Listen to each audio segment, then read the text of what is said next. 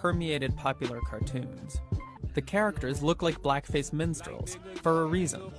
Minstrel shows fundamentally shaped the history and language of animation. She rubbed and rubbed the knuckle, brought 'em down to the nub, yeah.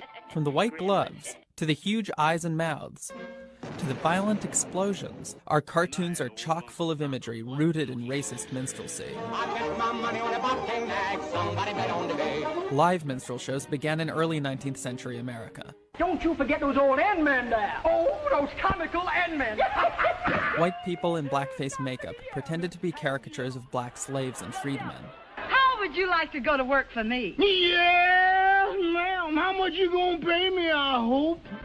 By the 1840s, the minstrel show had become America's most popular art form and lasted into the early 20th century, through the early years of animation. Amen, brother. Minstrel shows provided animators with stock characters and themes that would have been very familiar to their audiences. Because of this, many early cartoon characters weren't just like minstrels. They were minstrels, with black bodies and faces with big white lips and eyes. And they aped the classic minstrel show, with big opening musical numbers and slapstick send-ups of well-known plays and stories. By the 1930s, live minstrel shows were on their way out, and their expression in cartoons became more self-conscious. Mickey Mouse had to literally black up to perform a minstrel send-up of Uncle Tom's Cabin. Long after the classic minstrel show faded from view, its vestiges remained in animation, even today. Take, for example, the white gloves worn by so many cartoon characters. That was an essential part of the minstrel costume, likely taken from the formal wear of slaves.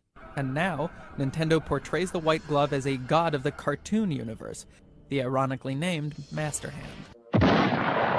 And that recurring cartoon explosion where the faces are charred was a direct reference to blackface makeup. Also, that's a bar of Swanee River playing in the background, a traditional minstrel song.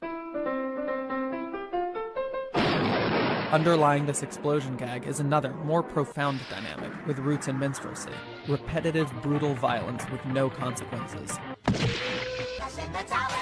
The historical American setting for such violence had been plantations, where masters saw no consequences to mercilessly beating and torturing slaves. This violence became a stylized part of minstrel show slapstick, which made its way into vaudeville and animation, and carried forward through 20th century cartoons. I'll coming, Master Elmer. Tote that barge, lift that bell, yassa, yassa.